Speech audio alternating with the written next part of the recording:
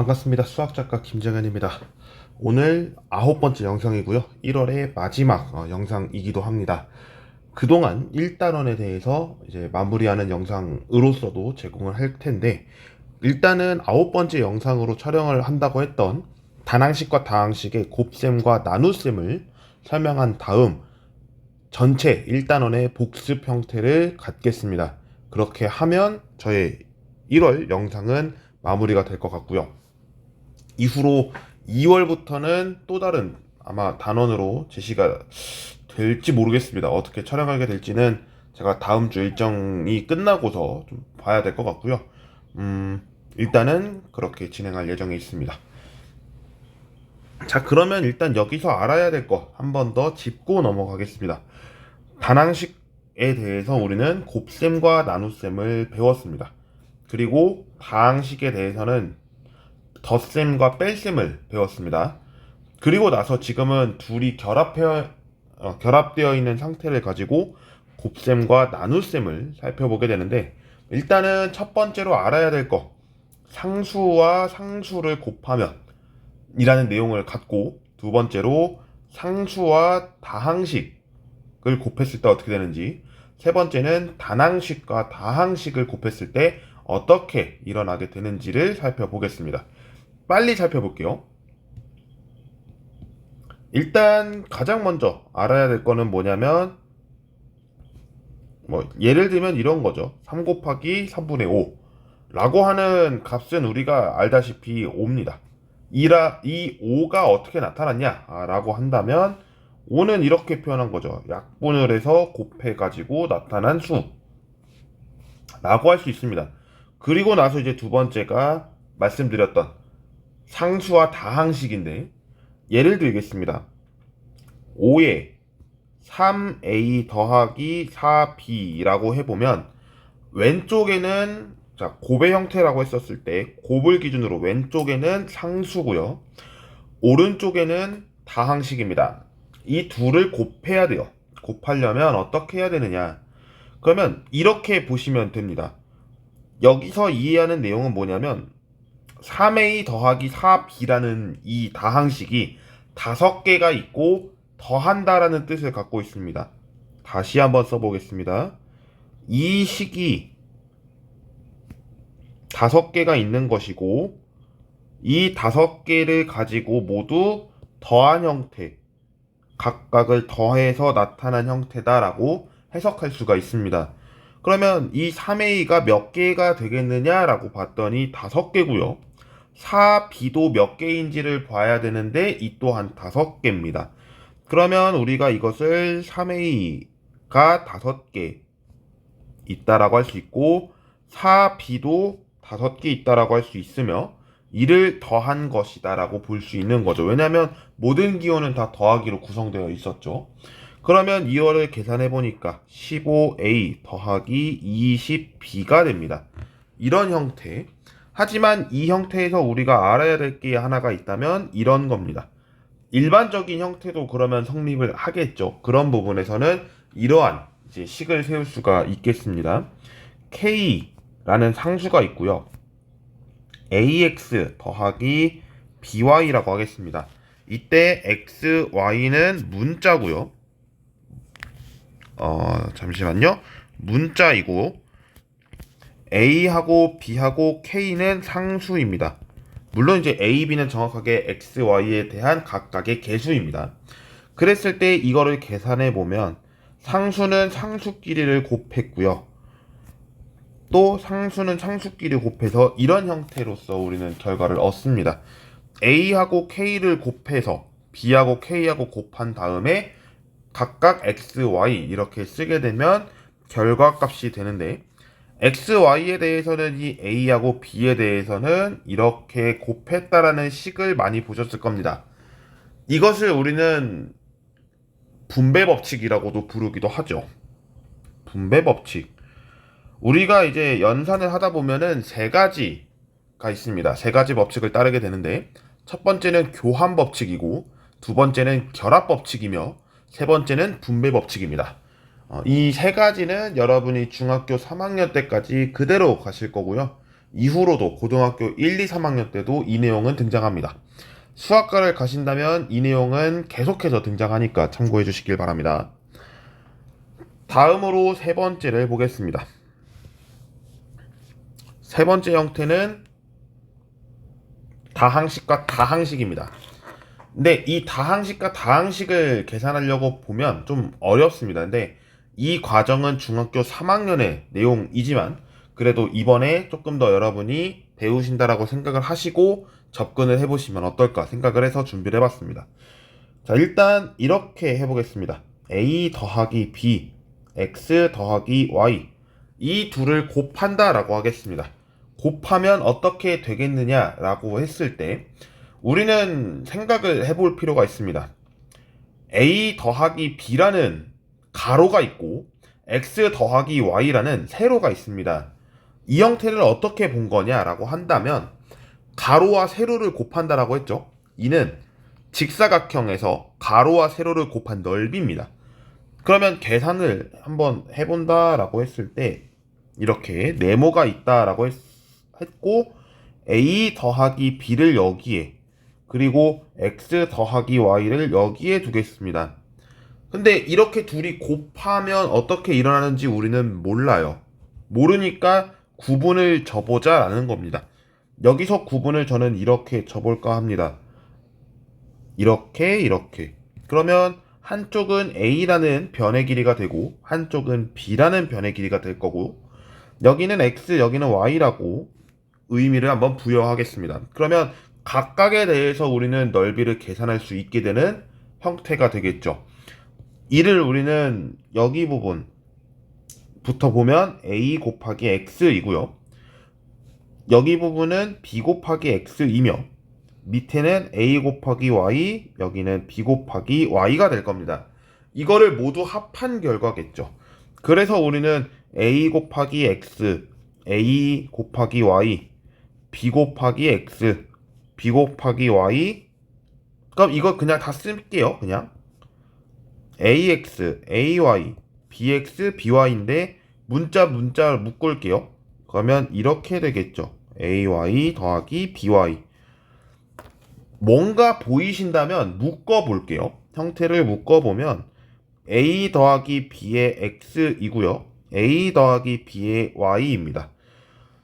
이 말은 a 더하기 b라는 이 값이 x의 영향을 하나 받았고 y에도 영향을 받았다라고 해석하시면 되고 이런 형태를 풀었을 때는 다항식과 단항식의 곱셈이기 때문에 다시 이렇게 쓸 수 있다. 역의 내용이죠.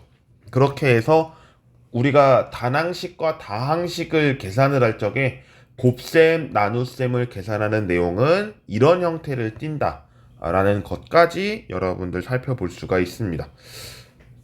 왼쪽으로 잠깐만 넘어가 보겠습니다. 다시 한번 정리를 해볼게요.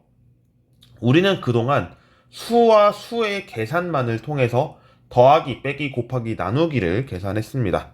그리고 지금은 제가 곱셈의 형태를 했는데 사실 곱셈의 형태라고는 했습니다만 나눗셈의 형태도 마찬가지입니다.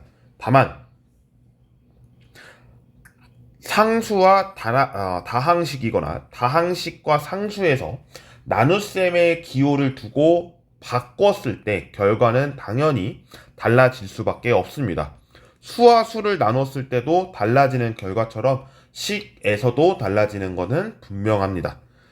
그리고 다항식과 다항식은 중학교 3학년 내용이었습니다만 이 부분도 조금 더 응용을 시켜보면 이렇게 넓이의 계산처럼 활용할 수가 있다는 것까지 계산했습니다. 나눗셈에 대해서 설명을 좀 더 구체적으로 하나 하겠습니다. 나눗셈은 제가 수와 수, 그리고 수와 식, 단항식과 다항식에 대한 나눗셈까지 바로바로 해보도록 하겠습니다. 우리는 일단 4 나누기 2라는 값을 계산해보면 2라는 걸 금방 압니다. 그 대신에 2 나누기 4를 해보면 2분의 1로서 이 둘은 값이 다르다라고 해석하죠. 즉 교환 법칙이 성립하지 않는다가 됩니다.